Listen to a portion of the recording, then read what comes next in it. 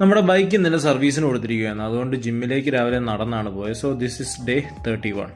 അപ്പോൾ രാവിലെ ജിമ്മിലേക്ക് ചെന്നു. ഇന്ന് ലെഗ് വർക്കൗട്ടായിരുന്നു.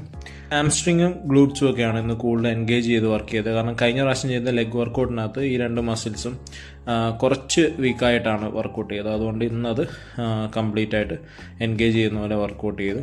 പിന്നെ നമുക്ക് ഈ വർക്കൗട്ട് ചെയ്യുന്ന സമയത്ത് മൂഡ് സ്വിങ്സ് ഉണ്ടാകുന്നത് സ്വാഭാവികമാണ്. ഇന്നെന്തോ എനിക്ക് ഭയങ്കര ഒരു മടിയും അതുപോലെ തന്നെ ഒരു വെല്ലായ്മയൊക്കെ ആയിരുന്നു. എങ്കിലും നമ്മൾ വർക്കൗട്ട് ഒരുവിധമൊക്കെ കംപ്ലീറ്റ് ചെയ്ത് വീട്ടിൽ വന്നിട്ടുണ്ട്.